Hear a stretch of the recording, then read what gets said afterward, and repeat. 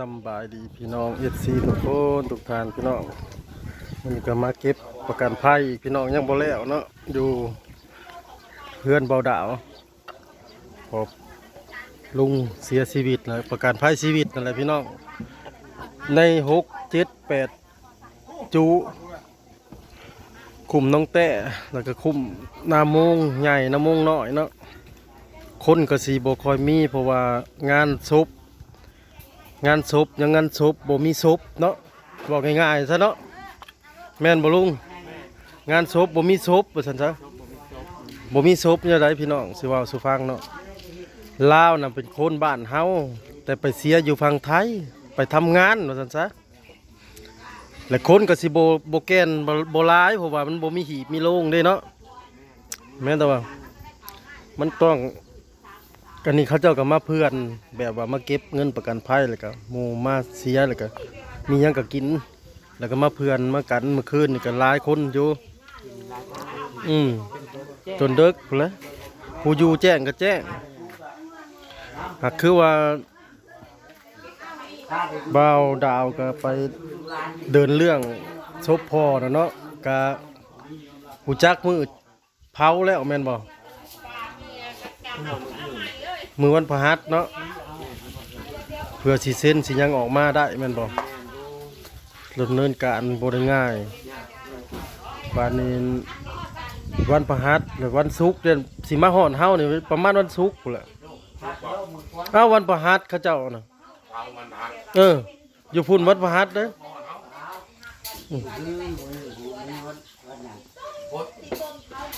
มือวันศุกร์นะฮอดอยู่แล้ววันศุกร์น่ะเดี๋ยวมีหยังให้เขาโทรไปบ่ได้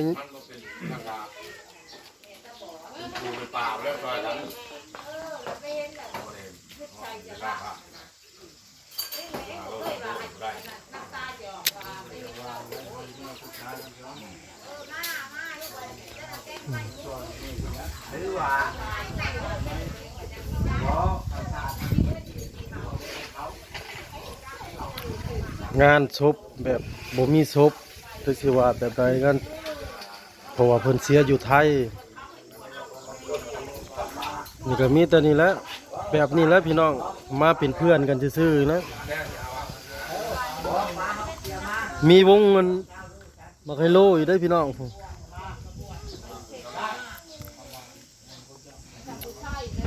บ่คาดคิดว่าเราสิเสียโตแบบนี้พี่น้องเอ้ยคิดไปว่าจะเสียว่าลงไปทำงานได้เดือนปลายๆนี่แหละโอ้แดดอะไรวันนี้มีงานเบาฮิปอีกพี่น้องเอ้ยเบาบ่ออีกมันเลยยากมื้อนี้เขาก็เตรียมงานเลยเด้อเอาเคียงเอาเตียงไปไว้แล้วก็มีมาคนมาเต็มเลยเนาะเฮือนเบาฮิปก็ได้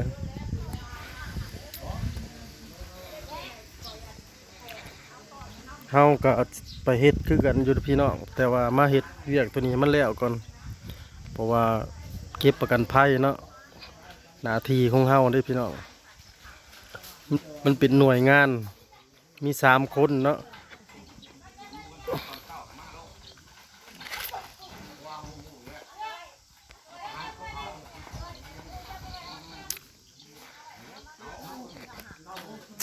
ใครก็บ่อยากให้มันเกิดพี่น้องเหตุการณ์แบบนี้ก็ได้แบบบ่ตั้งโตเลยลูกเมียกัน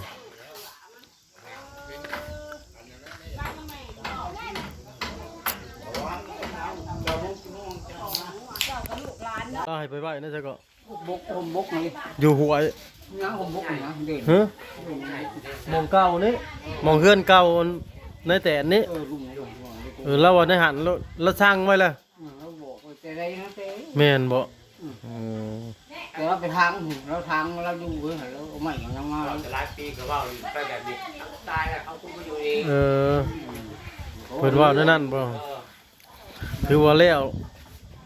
หากเฮ็ดเรียบร้อยเอายังเฮ็ดน่ะเอายังเฮ็ดน่ะ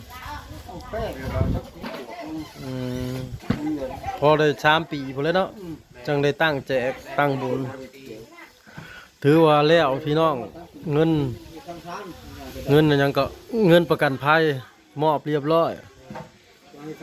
รวมหมด13 ล้าน 4 แสน 13 ล้าน 4 แสนหัก5 แสนเหลือเท่าไรอยู่ในหันยังอยู่7 แสนเศร้า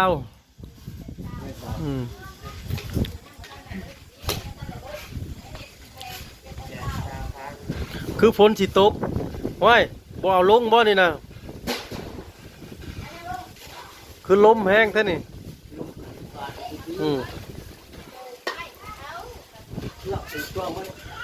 มันเธอมอบให้แม่เบาดาวเรียบร้อยพี่น้อง13 ล้าน 4 แสน 3 แสน 40เหลืออยู่หักออก5 แสนเหลืออยู่เท่าไหร่ แต่เรียน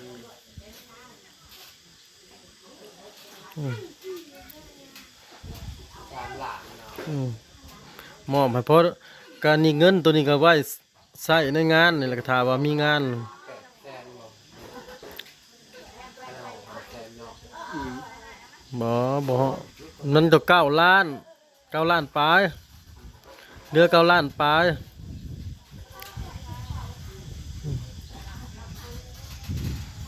หักให้หัวของจบเนาะ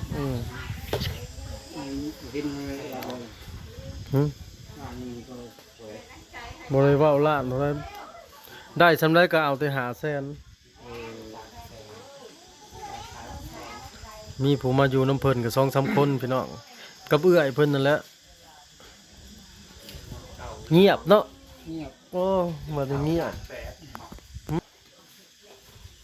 พอได้ซื้อบักพริกเป็นนัวสู่ในงานนี่แหละซื้อผักจุ๊บอยู่ดอกซื้ออยู่ซื้อกินซื้อหมูก็จุ๊บ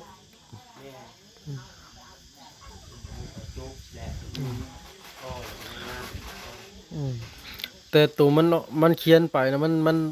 ยัง3 ล้านปลายมันบ่ฮอดมันไล่บ่ถึกเพราะว่าห้องเงินตอนนั้นตอนเจ้ามาเช็ค2 คนผัดบ่มาไม้เด้มันก็ปกติมันต้องก่อนเฮาสิเช็คเฮาต้องมาไม้นำกันหมด2มาไล่ใส่กันว่าตัวใดมาตัวใดบ่มาเด้แล้วเฮาจะมาไม้ออกบ่แม่นสิไล่ก่อนเลยมันเกินได้เพราะว่าผู้มาแล้วเฮาบ่ได้ไม้นั่นอันที่ให้เขาเอาเขาบ่เอาดอกเงินเขาเอาแต่5 แสนนั่นแหละเงินอันนี้บ่มีผู้เอา โอ้โหเด็กหรอก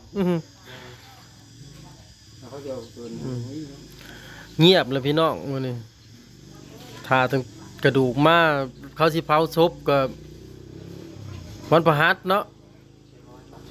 แล้วขึ้นมาสิประมาณวันศุกร์พุ่นแหละเพราะว่าอยู่เฮือนเบาอันบ่อยเขาเจ้าก็เตรียมงานเลยเด้คนก็สิออกพุ่นบัดนี้มื้อนี้วันที่17 27 28 29วันที่29เด้เป็นมื้อบุญเนาะมักสไลเดอร์ก็ลงมาแล้ววันแรกคำมีเอาแล้วเปิดนิดหน่อยจะแซวแล้ว มื้อแรงมักกะลอกก็สิมาอุ่นอยู่บ่ มากสิ โหแหละผม